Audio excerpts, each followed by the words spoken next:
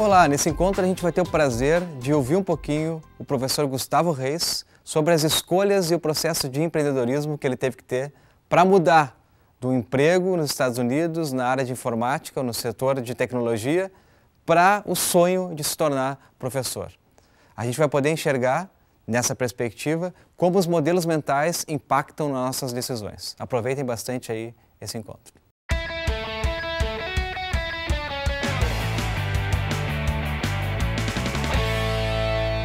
Senhoras e senhores, sejam todos muito bem-vindos ao Projac de Esparta, onde eu venho hoje excepcionalmente a convite, a pedido, por que não dizer, do meu querido professor /orientador /xará Gustavo Borba, que me pediu que viesse até aqui para falar sobre modelos mentais, sobre inovação. Sempre um prazer compartilhar com vocês aquilo que o meu querido orientador me ensinou, por isso eu vou me encolher rapidamente aqui no cantinho da tela para falar para vocês uma coisa muito importante. O James Adams, que foi discutido pelo Gustavo Borba com vocês, cujas obras foram discutidas, ele tinha razão.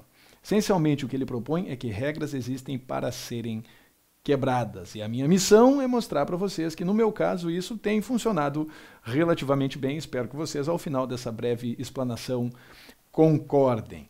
Quando a gente fala em inovação organizacional, existem várias maneiras de definir esse conceito. Uma das mais comuns é a que classifica a inovação organizacional como novidade, mais valor, mais resultado. Ou seja, temos que trazer algo novo para o mercado. Esse algo novo deve ter algum valor, deve ter uma proposta de valor, e ao colocarmos essa coisa à disposição das pessoas para que as pessoas a adquiram, é importante que isso dê resultado financeiro para a organização. Sem esses três componentes, a gente não caracteriza a inovação organizacional. Eis aí, para quem não conhece, o Sr. James Adams, que no seu livro Conceptual Blockbusting promove uma importante reflexão, a reflexão sobre o próprio pensar, sobre a natureza do nosso pensar, por que nós não aprimoramos os nossos modelos mentais, para que a gente possa refletir e pensar diferente a respeito de coisas e conceitos em que a gente sempre acreditou, porque estão de acordo com determinados blocos conceituais em que nós acreditamos, simplesmente porque acreditamos ou porque o nosso contexto nos levou a acreditar nisso. Eu sempre gostei muito de me comunicar, desde o início dos tempos, e foi por isso talvez que eu comecei numa idade em que muitas pessoas ainda estão se preocupando com escolha profissional e coisas do gênero.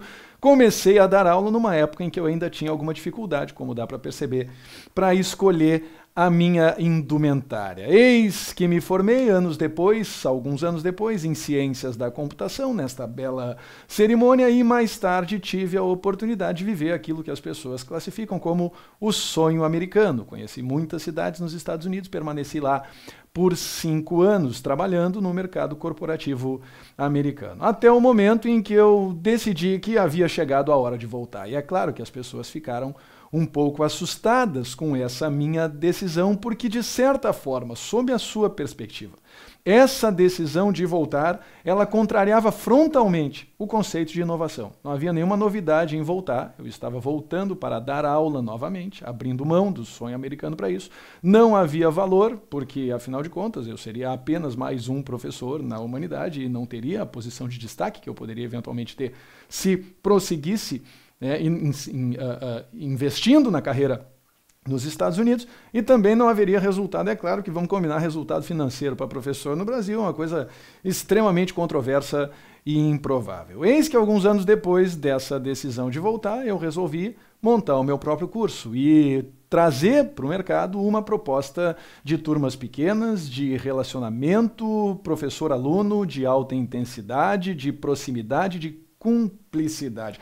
Havia novidade nessa proposta. As pessoas começaram a achar que, de repente, um dos 3 componentes da inovação organizacional nós estávamos propondo. Quando começaram a surgir os primeiros resultados, os resultados práticos dessa proposta, com pessoas acertando todas as questões de vestibulares importantes aqui do Rio Grande do Sul, do nosso estado, as pessoas começaram a achar que talvez houvesse algum valor nessa proposta de aproximação entre professor e aluno.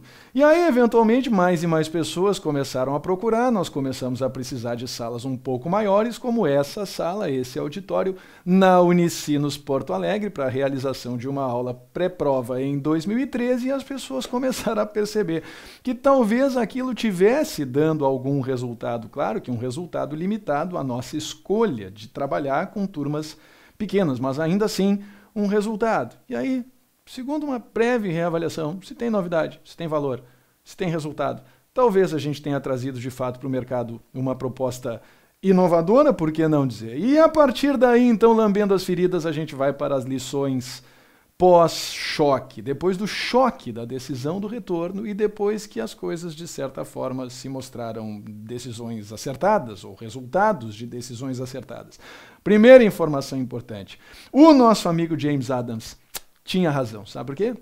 Porque quando a gente quebra regras, quando a gente rompe modelos mentais, quando a gente vai em busca daquilo em que a gente realmente acredita, a gente pode eventualmente obter resultados mesmo quando todas as circunstâncias apontam para que aquilo não vai acontecer, apontam para o fracasso, apontam para o prejuízo em relação à circunstância imediatamente anterior. Mais recentemente, como aluno de mestrado da própria Unicinos e orientando do professor Gustavo Borba, eu acabei me distanciando um pouco das minhas origens computacionais, em que eu acreditava em desempenho e estatística como ferramentas indispensáveis para a promoção do aprendizado. Acabei descobrindo, depois de muitas leituras, inclusive a leitura das obras do James Adams, que o segredo não está aí, pelo menos na minha opinião. O segredo está no relacionamento e na significação, em traduzir novos significados para o relacionamento professor-aluno, criando relações de cumplicidade e parceria que, no final das contas, promovem